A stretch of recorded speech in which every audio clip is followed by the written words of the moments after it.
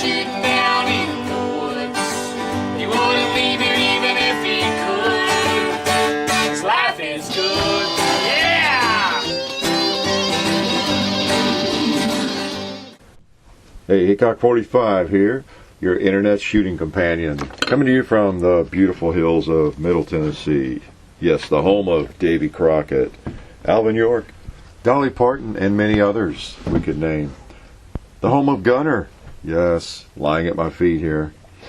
And we're going to talk to you about a few things. We are launching into another quote-unquote radio show, a little fireside chat, reloading room rambling.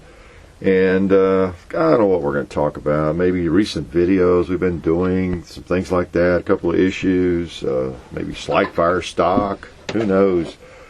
9mm carbines we've been spending a lot of time with, some of the pistols we've been shooting, and just whatever comes to mind, because there are actually people who listen to this stuff. So we're going to yak a little bit. As usual, I have Mr. Gunner here at my feet. He's in and out of the room here. Found him a bone somewhere, chewing on it. Can't believe how big he's gotten. He's stretched out across the floor here. I have to watch him because he will get under my feet. There's a particular spot here from the reloading videos. You can probably tell it's kind of my spot over to the left of the 9mm loading station. At least it's set up on 9 most of the time. I haven't done much reloading lately, but a little area here where there is no press in my way, and where I work, do things. And you might have noticed or could tell from the reloading videos too, don't know, I guess I'm sitting on a stool on most of that, but the bench is higher. It comes up, if I'm standing at it, it's a little bit above my waist. So I built the bench intentionally, obviously. I was quite aware when I built it 25 years ago that I was 6'8", so I took that in consideration. I don't have a choice in most cases with benches and bathroom sinks and all that kind of thing. You know, they're not built for 6'8" folks, but by gosh, when I built it, it is. And anyway, we're out here, and my beautiful baby Golden lying down there chewing on a bone. You might hear him occasionally. He's a good puppy. He's a little bit tired, I can tell, and might be a little calmer through this show. But you've seen him recently a little bit, and I'd like to show him off a little bit more. He's hard to settle down, calm down. You know, when we get him over in a vlog, we're over there hiking. We go over there in the woods somewhere on the place, and of course that's what gets him amped up. Oh man, he's ready to hunt squirrels. All right. You know, it's like he's chained up, and he's not, but he won't go over there very far at all unless we're with him, and then he goes crazy when we go over there. So it's like it's an excursion for him. It's an adventure, you know. But so he has a hard time settling down even more when we're out there in the woods sitting on a log. It's just not exactly why he wants to go over there. There's too many things to investigate and explore. So we've been having lots of fun. As usual, you can tell maybe from the videos, dragged out some things again, like the blackout, and been playing with these 9mm carbines a lot lately. You know, the Colt I purchased not too long ago, and then the Theron Defense carbine that they sent. And it's not like I'm becoming an outlet for anybody in particular, but whenever we get an interesting firearm, you know, we like to shoot it up and before we send it back. And sometimes we will do 3 or 4 videos and then maybe parse them out over a period of maybe a month or more. It just depends. But I don't know. It seems like we just went ahead and posted some things that we've been doing lately, and ahead of some other things we have. Believe it or not, and since you guys are listening to the radio show, I'll let you know. Again, I probably shouldn't mention this. You start someone, well, hey man, post this, post that. But we do have some things, some more stuff on the Glock 36, the SIG P238, and what else was it? Oh yeah, I think we used to have a video on the PPQ. Okay, so really meant to post those before now, at least some of them. But we get into other things, and they don't go anywhere. So you'll be seeing some more action there. So anyway, I've been having some fun throwing out 9mm rounds, and I may have already talked about this, but there are a lot of people that wonder why the planet needs a 9mm carbine. And a lot of people look at shooting differently than I do. I know one of Cooper's famous lines was whenever someone would bring him a new gun or a different firearm or propose some sort of firearm or caliber, his question was, well, what's it for? And of course, from a practicality standpoint, that's a good question. What's it for? What are you going to do with it? What purpose does it serve? What's the application for that? And that's a worthy, concern. There's already a lot of calibers and a lot of guns, and so why do you need something else? Duh. We really don't need much more, do we, than a good shotgun, a good handgun, all-around handgun, maybe a .22 caliber, and a centerfire, and some kind of rifle. I mean, we could get by with 4 or 5 guns and do most of what we need to do, even sports shooting, even fun shooting. So anything beyond that is mostly fun stuff. And of course, anything that throws out a lead projectile is dangerous. Need I tell you that? Can be lethal. So, we all know that certain firearms can be more effective. They can be easier to handle. They might be more convenient. There's lots of advantages to some guns over others. But some guns are maybe, I guess you could put a percentage to it, a particular, well, for example, the Colt 9mm carbine. Maybe that gun is 70% fun and play and 30%, serious if you wanted it to be. It has that possibility, of course. Some people like those. They're probably policemen with them in the trunk, or have been, and people with them in the closet. That's their primary self-defense firearm. Particularly someone who is, again, recoil sensitive, female, not to be sexist, but someone who doesn't shoot much. Maybe somebody's wife that's not really interested in becoming a great shot or shooting a great deal, but a husband or boyfriend has shown them how the thing operates, and they've shot it a few times. They know it's not going to wallop them. It's not going to knock them over, and it's a shoulder-fired, weapon, firearm. In that case, it might be a weapon, right? If it's for self-defense. It might, again, beats a sharp stick. They're comfortable with it. They know it's not going to hurt them. It's not even horribly loud, like a 5.56.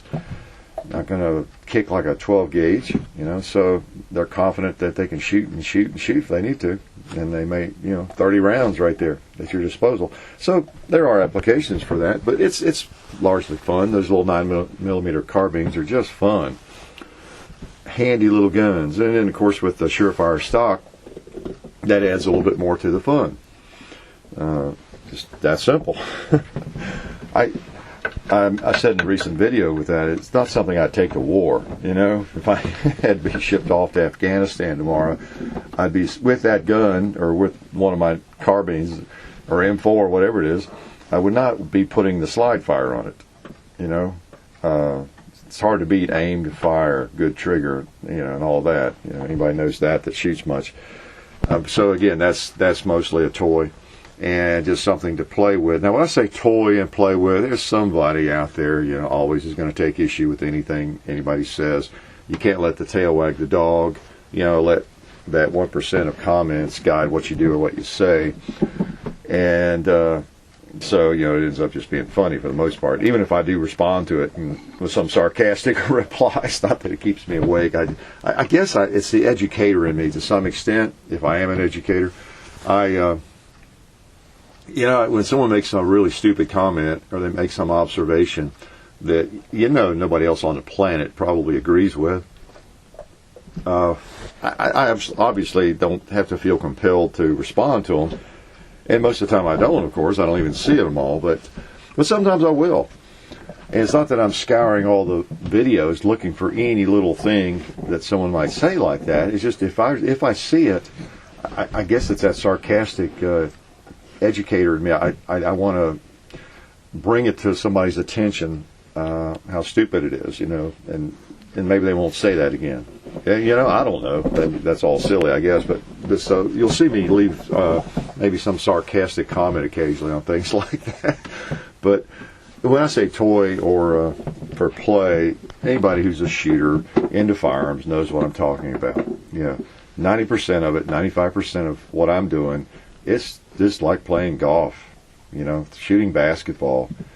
I just moved from shooting basketballs to shooting arrows to throwing lead at targets. It's all a big sport. It just happens to be that it's also a good way to keep yourself alive if you ever have to. And the self-defense component is certainly there, isn't it? Because if you're very competent and confident with firearms, it makes you sleep a little bit better at night, maybe. Nobody's going to take serious advantage of you, Hopefully, at least you have a fighting chance. But 99% of it, it's just fun. Like a 9mm carbine, where I kind of got off on that. And most of the guns I have, I can't think of a gun that's just for self-defense, and it's no fun to shoot, just play on the range with. Essentially, I don't have anything like that, I guess. And I have a couple of firearms. Speaking of the slide fire stock or the bump fire business, the bump fire stocks that are out there, and we may get another one then to play with. I've not been a big fan of bump firing. I think in a recent video a month ago or something, I tried a little bit. I think it was the AK-74 maybe. John was messing with it, and we got to fool around and learn a little bit about making it work. Just normal bump firing without a special stock or anything. It's okay, it's kind of interesting. But over the years, I've gotten there's an FAQ video for you. Talk about questions. When you go bump fire, people wanted me to bump fire, and I don't know. I've seen a couple of videos of that, and over the years, I've just thought that's silly. I don't know. It's just, it's just not my thing. So, but anyway, the stock came along, and I'd seen some people do that in a video, and I was a little surprised it worked so well. It looked to be working very well. And so anyway, let's play with that. Let's try it out. And of course, John is even more interested in it than I was. So we tried it out, and it works pretty well, as you can tell. So kind of fun to mess with, just something to play with. The thing that's kind of surprised me, and I'm not trying to sell bump fire stocks, I mean, like I said, if I'm going to war, I'm not going with one of those things, no doubt about it. I mean, I can see an advantage to having the capability, having select fire, in a rifle. You might never need it, but having it wouldn't hurt if you're in battle. But I guess the thing that surprised me, it surprised John and me both when we posted the first video with that slide fire stock, were the number of comments from people that just seemed almost like mad about the stock, and it just really seems to get under some people's skin. It's really weird. I don't know where that was coming from. And of course, again, it's not that many people, or percentage-wise, I guess, but there were, and you may have seen those comments. You may have been one of them. There's people that just really have a lot of animosity. It seems towards those things. Just all kinds of strange things came up about. Yeah. Oh man, everything from how threatening the Second Amendment to how stupid they are and cheap and junk, and I mean all these various things. It was like there was 10% of the people commenting were sitting there waiting for something like that to be posted so they could pounce on it. It's just really, really odd. I don't know. It's kind of strange. To me, it's just a toy to try out. So I don't have a lot invested in it either way. I don't really care if people don't like it or whatever. I'm not sure what I think about them. They're kind of like a silencer or a suppressor, just something to kind of interesting to mess with. A little bit and see how it works. You've seen other people use them, a lot of talk about it. So And I know I got a lot of questions, and of course I've had a lot of requests. That's one of the things that drives something like that. Even if it's something I'm not desperate to go after, if I have a lot of requests for something, and you're just regularly coming in, and then I have an opportunity, to try one out for free even, so I thought, well, yeah, okay, why not? We're a shooting channel. We'll play with a little bit. I don't think it's going to corrupt anybody by showing it. So that's kind of the story on that. It's just not that big a deal one way or the other to me. I mean, I could sleep just fine if I've never touched a bump fire stock. Or I might try out 4 or 5 of them. I don't know. Y'all seem to be interested in them. A lot of people do. I guess part of it is maybe some people, I don't know what it is. Maybe some people who have never fired fully automatic firearms overrate full auto, and it's like we're playing with a Laws rocket, or we're messing with a nuclear weapon, or something. No, I don't know. We don't get that response when we have a real fully auto select fire, weapon, on the compound we're playing with, Uzi or Car-15, M4. So I don't know what it is. It bothers people. Maybe it's people who have a Class 3 firearm and they paid their $15,000 to get it, and it bothers them that somebody for a few $100s is able to achieve almost the same thing. I don't know. It's who knows what motivates people, but it's just something that's kind of interesting. And I know when you do a video with something, I guess it's kind of like you're promoting it in a big way. Maybe a lot of videos are mostly promotion. Maybe I'm just kind of showing and playing with whatever I've got. You can kind of tell if I'm really promoting something, I think, because I'll talk about what a great thing this is. Man, you need to look into this, and this is something that surely you can just tell whether it's something I'm just playing with and enjoying, and versus whatever, something I'm ready to go out and buy 10 of. And also there's that aspect. You gotta kind of put yourself in my shoes to some extent. It's like when I get suppressors on the compound, and those are fun. They are fun, and they're such a novelty that possibly I do overreact sometimes. I know when I first got some suppressors over here, when NC Silencer came by, and I was ready to buy one. I was ready to start the process if at all possible there. And I kind of calmed down a little bit, played with a while there, and I don't know if I'll get one or not, and just like these slide fire stocks, the novelty of it is a big aspect there. It's just something different. If you like firearms, you know how that is. It's like when you get a firearm, there's something you just got to have, and you finally get it. You shoot it for 6 months, and then you're off trading it off for something else, But anyway, I was a little surprised of the reaction from some people. It's a small percentage, but it seems to be it's like there's a chip on some people's shoulder, no pun intended, over these shoulder stocks, these bump fire stocks, I guess. But anyway, life goes on, doesn't it? I know what let's do here before we go too far. Get to gabbing and forget it. Let's play with a firearm. There I go, using that word play again, don't I? Now, you young people know what I mean by that. You don't see me really playing with firearms. I try to be very safe and have an enormous amount of respect, no matter what the firearm is. Even this one. There's your first clue. All right, listen up, boys and girls. You too, Gunner.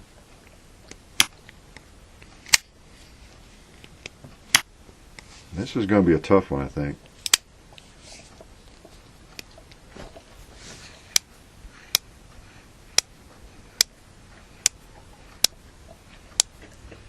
Okay, I got it right down there by the microphone.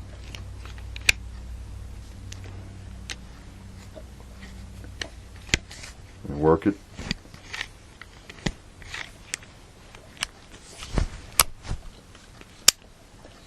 Okay. You probably never get that. I'll have to give you some clues. It's old school. How's that? Really old school. And we'll leave it at that.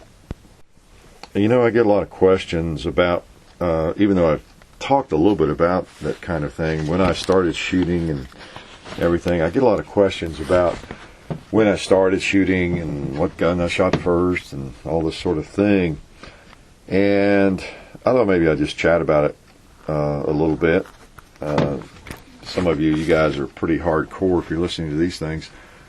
But let's see, when did I shoot? Well, I had an uncle. You may have heard me talk about an uncle who was, he's that uncle that some of us were lucky enough to have, who was into firearms and lived out in the country, had a really nice gun cabinet. Gunner's acting up trying to get to the trash or something over here. And he was a neat guy. He had barns and everything. That's always cool. We'd go visit, and he had a gun cabinet in a room that it probably had, it seemed like more to me as a kid, it probably had 15 or 20 long guns in it, had mirrors in the back, and it looked like everything was doubled, of course, and maybe 15 handguns. I don't know, various kinds. At the time, I didn't know what many of them were. I remember he had a couple of Colt 45s with big, they may have been ivory, I don't know, at the time, looked like ivory, or plastic or something, but they had big cattle heads in them, and I mean, it was just so cool to a youngster. I remember standing there as a little guy, looking in that gun case, those pistols, those handguns at just about eye level, lying there, and those big Colt 45s, just like what I'd seen Gene Autry or Roy Rogers, pull out of his holsters, on Saturday mornings. And I mean, I was hooked. And he'd get one out every now and then when we were there. Even when I was too young to shoot much, I think he'd let me shoot a 22, but he'd fire those things off, and so loud and powerful. I didn't even want to shoot those things. I remember when I was 8 or whatever. Because at that time, there just were not as many people into those big guns. I didn't know anybody that was other than him. Everybody had a 22, maybe in a shotgun or something, but there weren't that many people that I knew of into that kind of stuff. So like I am now, of course. And so that really planted the seed. And then we had a 50-acre farm. Much of the time I was a teenager, from 10 on up, and so I would just prowl around the farm with a 22 rifle, 22 handgun too. Once, I guess I shot it when I was 10, but probably around 12 before Dad would let me pack it around on the farm, and I still have it. It's that Revelation, made by High Standard. Still got the original holster. He got it. Told the story in video. Mom got it for him 1960, I guess, Christmas. And I've inherited that and still shoot it occasionally. That's the gun I packed around on the farm when I was 11 or 12, and then 13, 14 in my teens, and plink with it. So that's of course, big stuff, when you can walk around on 50 acres and plink with a 22 rifle or a handgun. If that doesn't get you addicted when you're that age, nothing will, having the ability to do that. So I remember there was an old pond when we bought that place. People had tried to fill it in, put old appliances in it. There was a car in it, turned upside down. We later, Dad got a bulldozer out there and cleaned all that up, but buried it or whatever he did with it. But I remember putting 22 rounds into that car door. And, for that day and time, that was pretty nice luxury to be able to shoot at a car with a 22 when you're, like 12 years old. And so anyway, I got hooked. We'd go out to my uncle's occasionally. He'd pull out a different gun every time. And then when I got to where I shot more, he would help me maybe adjust the sights on a rifle, and that sort of thing. Unfortunately, he died. I guess I was like 16. Really a shame, because he was the other gun nut in the family. And he was out bush hogging one night. It was getting dark. For those who don't know what a bush hog is, a giant, huge mower. I've got one. is hooks on the back of your tractor, you know, and sort of taking down small trees even, but weeds, serious weeds, trees beginning to grow in an area where you don't want them to grow or whatever. And he was on a hillside, and the upper rear tire went up, a little sapling or something flipped over on him. But anyway, that's kind of where I got a lot of my interest, which where it was fed when I was young, and then periodically would shoot with my father. I just got into firearms even when I was still in college. I would shoot, and got my dad. Dad always liked firearms. Okay, he was not a hobbyist really though, or a hunter for that matter. He was when he was younger as a kid. He sat on a farm, but he never did really do much of that. He didn't mind going out with a 22 and plinking, and you know, kind of enjoyed it.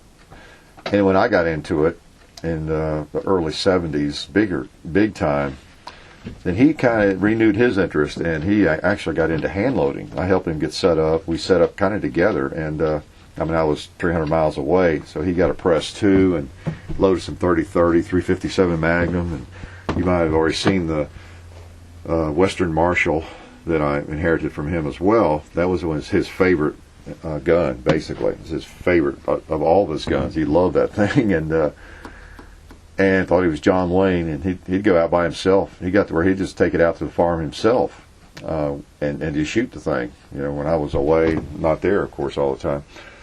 But anyway, that's just kind of some of the early years and how I got into shooting and the experience I had, and just have always liked it. I've been fascinated by firearms and, you know, cartridges, the whole 9 yards. It's just fun. What can I say? One thing I thought I'd talk about just a little bit, again, I brought it up recently, I guess in the vlog. You know, we've continually, you know, we get messages from people that have seen our videos here and there and all over the place, of course, which a lot of that's good. You know, it brings people to the channel. Most of them are embedded, you know, where people take a video, you know, link to it, and many of them are with permission. I get a lot of people let me know they see this video here and that video there and everything, and those folks have asked me if they could do it. Some don't ask, but at least if it's linked to our YouTube channel, you know, when someone clicks on it to look at it, they're looking at it on our channel, and we're getting credit for a view, you know, that kind of thing. Then that's a little different. That's actually that's good, yeah, really. You know, I mean, you know, the more views, the better. When you get right down to it, like I said in a recent posting, we've been doing this. We did this almost a year before I even knew there was such a thing as a YouTube partnership. I didn't know there was such a thing. I didn't know that you could make even a nickel posting videos on YouTube. I mean, I really didn't for however many videos we posted. I don't know, 30, 40, 50. We didn't post them as often then. We do like one a week or something. And I remember telling John, I remember the restaurant we were sitting in right near the Vanderbilt campus. We'd met my wife. He was home from school, and I think it was late spring, you know, he'd come home for the summer, and we were eating. I'd been over checking email or something, and I said, I got this email, John, from Google wanting to know if we wanted to be partners, YouTube partners, you know, and there was this process you had to go through, and I remember us talking about it, and, you know, would put banner ads on the videos and stuff, and I said, I don't know if I want that or not, how annoying that would be. Probably make $1 a month, you know, anyway, you know, and so I don't know. We said, well, they're running those things all the time anyway, or something.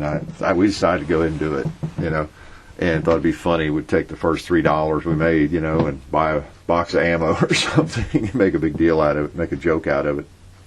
We were actually making money, you know, doing what we've been doing for the last year, making $10 or something, and so we did it, and we signed up, but we really didn't know, and of course that has increased, of course, and but we, just because the channel has gotten so big, but we really did not know, and so, you know, whatever happens, you know, if I become the first YouTube millionaire, actually, I guess there are YouTube millionaires. I joke about it, but you know, I know that, you know, I got started for different reasons, and and worked on this for a long time and doing these videos, all those early videos, those Glock videos and the yellow shirt series, as John calls them. You know, I was wearing that same butterscotch shirt and all those videos and those early things. We did those just to do them and to kind of help people a little bit, give people a little information about firearms, like we're still doing, you know. But anyway, you know, there is some money involved, as you all know. I think some people don't, and they actually get resentful when they find that out. They really do.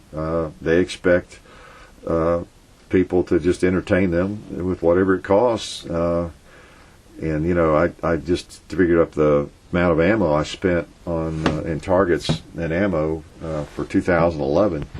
And I'm not going to give you any numbers, but it is thousands and thousands of dollars. And there really are people who, you know, begrudge that, the fact that we make some money from the ads that run, you know. So, I don't know, they're just not born to be a capitalist, I guess. They don't realize that that's what makes the world go round. There I am getting political, don't mean to do that, but it's really, you know, I love it when someone has a business and it's successful. I mean, you know, and most of you probably feel the same way. It's great. You know, that means a service is going to be provided that might be interesting to me. You know, whether it's a Starbucks coffee shop or whatever it is. I don't like Starbucks coffee, but, you know, something like that. Hey, they're going to employ a lot of people and maybe offer something that I like. And if they're selling a lot of it, it's going to be at a better price probably, you know. So, I don't know. I'm bouncing all over the place here. But little surprised that some people, well, I shouldn't say I'm surprised, because we know a lot of people think like that the world owes them a living and they're entitled to everything for free. But it still bothers me a little bit that there, I guess as many people as there are, that really have no problem like downloading music or video and then posting it somewhere under their name. And you know, I don't know. It's just weird, you know. There were a couple of people that said something about how they're just doing it, thinking and there might be, you know, really some folks that do that think they're, I guess, that think they're helping us out, you know, or at least they're rationalizing it that way.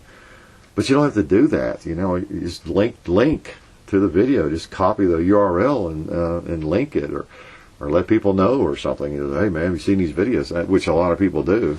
But, you know, to download a video and then upload it again, I don't know. That's a little bit of a stretch. To me, that's just trying to enhance, you know, whatever it is you're posting by using somebody else's work that, you know, you couldn't do yourself. Or I don't know what it is. But anyway, just kind of rambling around the barn about all that.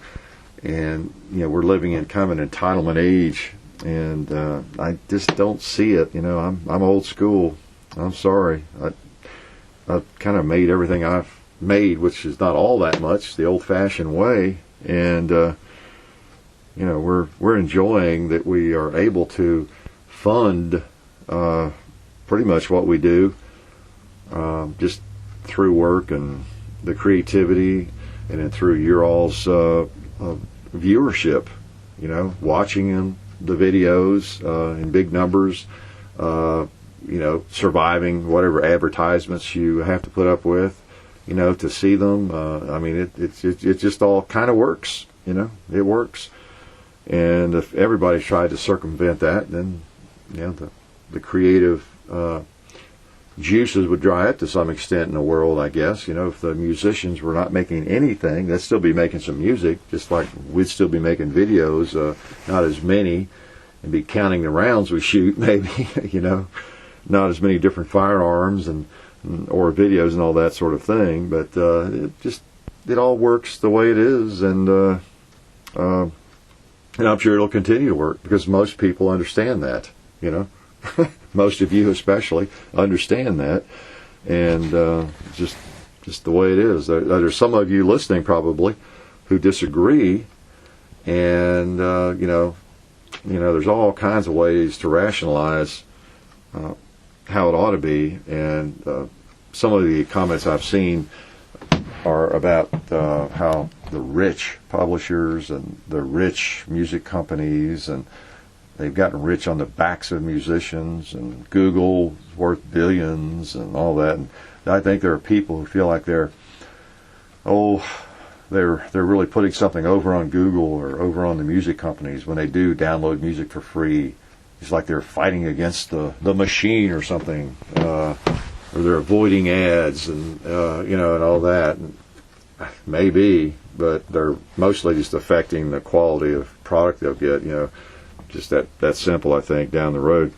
But anyway, a little bit of rambling there. Probably didn't make a lot of sense, but kind of old school, like I say. And I don't expect anything for nothing. I tell you, I was an example of that. I don't mean to sound like a saint. I never got into the Napster business. I remember when all that was there, and you could still take music for free and all that kind of. I was so delighted when iTunes popped up. And for 99, I guess it was 99 cents originally. It might have been lower than that. 79 or 89, I don't know when it first hit. I was so delighted because, I used to, when cassette tapes came out, I would stand at the stereo system and I would spend hours, very carefully, raising the needle and dropping the needle in the right place on my favorite albums and creating a cassette of my favorite Bob Dylan songs, or Waylon Jennings or whoever, Johnny Cash. And to me, that was a masterpiece. And I wasn't selling them or doing anything with it, but I could take my favorite songs and put them on a cassette, and put it in my car. And that was like high tech. That was just a miracle to be able to do that. If you did it carefully, you could end up with a pretty good cassette. You could get the songs you wanted there and everything. And when iTunes came along and you could actually do that same thing, just download whatever songs you wanted from whatever artist, I just thought it was great. And I've got a bunch of them on my iPod. I love it. And very glad to pay $1 for a song. I think it's a little more now. But just delighted to pay $1 for those songs, for that capability. I remember before that came about, I remember telling my wife, years before that capability was around, saying to her, it'd surely be nice if you could just go into like Best Buy and I'd pay whatever the charge is, but say, what, I'd like these 2 songs off this CD. I like one song off that one, and I like a song off of that one. And I remember telling her that they could do that somehow if they had the licensing and charge for it or something. Somehow that could be done, and just pull the songs I want. I would love to do that. I could create 10 CDs. I'd pay several $100s to get those 10 CDs. Maybe even just to have that. And that's what iTunes brought along. I think it's wonderful. And I'm sure there's still people that think that's horrible, have to pay $1 for a song or what. I think I hadn't bought any for a couple of years. I kind of, between computers and all this, I bought a couple the other day on my old computer. They haven't gotten iTunes converted to my new one, and it seemed like it was $1.29 or something, a little bit more. I don't know. Anyway, I don't mind paying for stuff. Don't like to steal stuff. Won't steal stuff. And sorry I'm so old school on that, but that's just the way it is. On a lighter note, let's get the gun back out. It's so hard for me to drag out a gun to fondle a little bit more. The gun I have, just reeks of history. Reeks. That has negative connotations, doesn't it? It has an aroma of history, let's put it that way. An ambiance, special ambiance. It is it's a cap and ball, and it is considered by many people to be one of the most handsome guns ever made, handguns ever made, revolvers. It's the 1860 Army. And if you know what the 1860 Army looks like, you know what I mean. If you don't, you can see it in a video of mine. Beautiful gun. Lines are just gorgeous. It doesn't have the 4 clicks generally of a Colt single action, but it operates the same way. It has a fine grip and just a gorgeous gorgeous Captain Ball revolver. It's unloaded, but it's quite a piece. That's what it was. You were listening to Colt Army revolver of 1860, used widely in the Civil War, especially by the Union. It was manufactured for the Union in the Civil War. Of course, like everything else, it ended up on both sides to some extent. That's what it was. I guess make a couple of comments about recent videos I've done. I usually do that. And the Beretta Nano, a couple of words about that. You may have seen the first video with that gun. That's not a bad gun. It looks kind of odd. And if you've seen one, you might have thought it was kind of freaky looking, nothing you'd be interested in. That was kind of my impression of it. But it doesn't feel that bad in the hand at all. And again, because it's striker fires, I love those. Prefer them much over the double to single action guns. It has a pretty good. It's like a little Glock in a lot of ways. It really is. It's basically the same trigger operation in a smaller gun. And if right now I had to decide what to go to battle with, that or the PM9, I'm not really sure. Yeah, I'm really not. I've got to shoot it some more. If it turns out as reliable, it holds the same number of rounds as a PM9, and it's about the same size. As I said in the video, I thought it was bigger. It seems bigger, just substantially bigger, just to look at it, but it's really not. So my verdict is out on that to some extent. I like it at this point. I'm going to shoot it some more, and we'll see how that goes. I can't love it. I can like it. It serves a special purpose when you need something small. You can't carry something as big as a Glock, say 27 or 26, or a gun of that size. I always use Glock as my reference point. It is smaller, than a Glock 26, considerably smaller. If you throw them up side by side, you think, well, it doesn't look that much smaller. It's not a whole lot smaller, but it's considerably thinner and it's smaller. And when you're talking about how you carry those sorts of firearms, it's enough to make a big difference. Just like I say, it's closer to the PM9 than anything. Okay, it's very much the same size essentially. In fact, that Alabama holster I keep the PM9 in. I put the Nano in it off camera. I just was messing with it. And I'll see how much bigger it is. It seems just a hair thicker, and it actually goes into that Alabama holster, which is a Kydex holster, and it just expanded a little bit. It's a tight fit. It's really too tight. If I was going to keep it and carry it in that holster, I'd probably order a different holster. But I could actually stick it in that holster and be okay. If that tells you anything. If you're thinking it looks like a Glock 27, it's not. And we'll do some more videos with it and do some comparisons and things with it. But it's just a little bit smaller than it looks, and it feels fine. I like where the trigger breaks. See, that's big with me. It's not so much a gun has a hammer, single action. Of course, that is one issue, going from single action to, going from double action to single action on your first two shots. Your first two shots could be a couple of important shots, in a carry gun. And you've got a totally different trigger pull on those two shots. That's, enough said. Now, again, if you practice with it, it doesn't have to be a big problem. But when there are guns that same size that you don't have the different trigger pulls, then they're pretty attractive, So anyway, that's what you got with the Nano. I'll do some more videos with it, and the bar is pretty high for me on a small pistol. The smaller the gun is, the more critical I am, and really critical. It's really easy for me to eliminate a small gun pocket or small belt gun, just for any reason almost. It doesn't take much for me to just eliminate that one as something I would carry, not as something I might review and tell you about, because you might like it.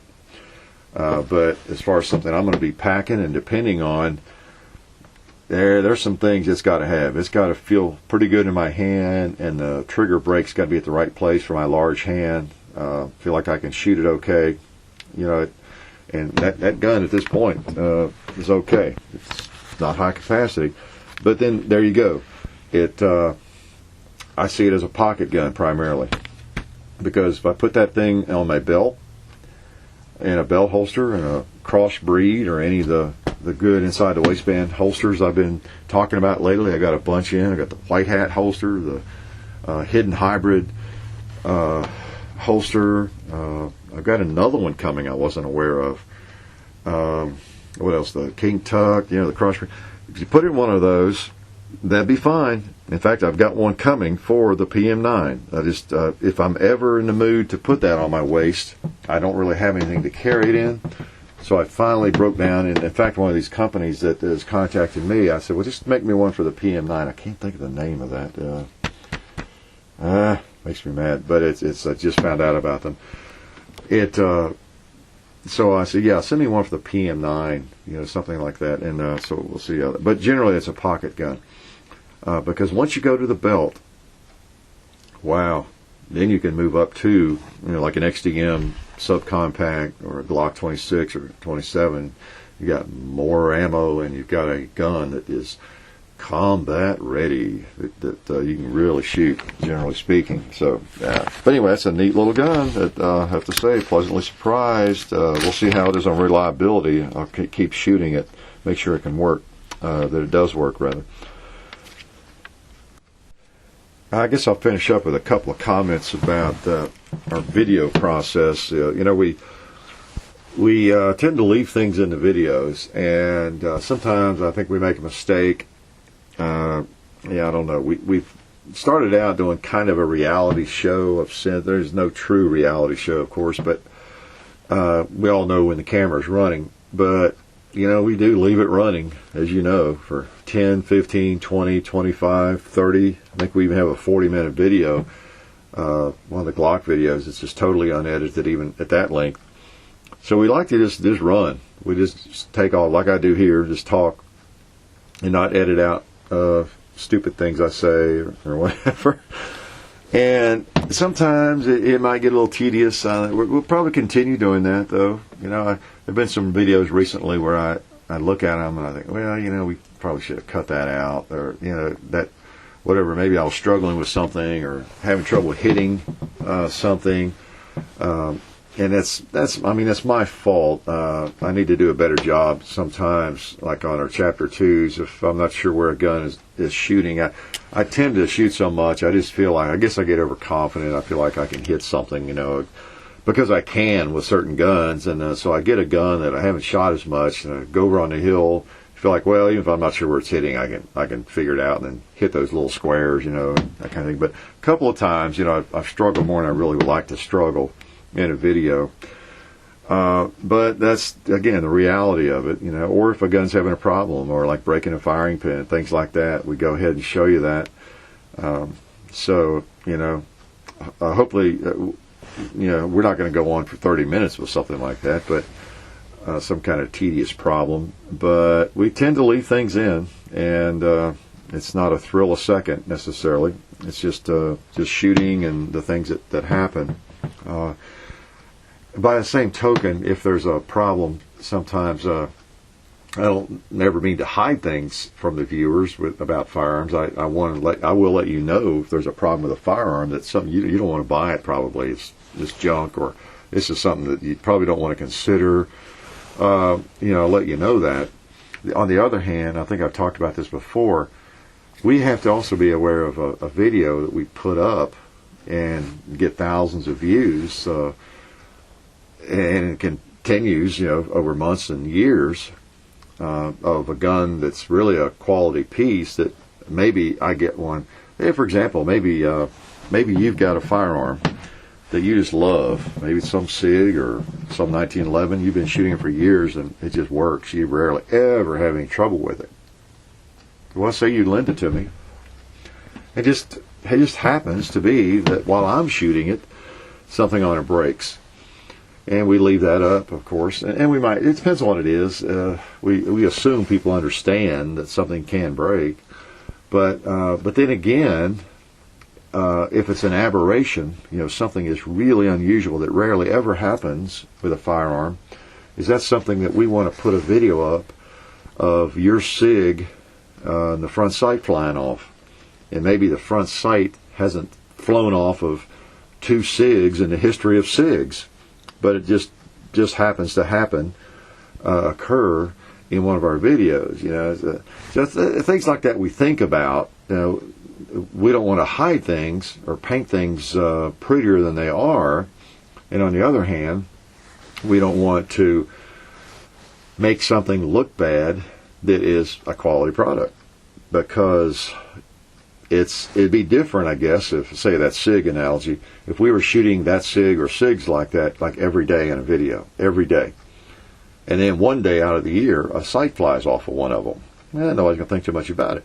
But if I just got 2 or 3 SIG videos up, or maybe 1 SIG video up with that particular SIG, and the front sight flies off, it makes it look like, well, I guess that's the problem you have with SIGs. I guess I can count on if I ever buy a SIG, the sight's going to fly off, So you always have that other side too. We want to be aware of, like with the firing pin breaking on the Tehran, the defense thing. We don't know yet.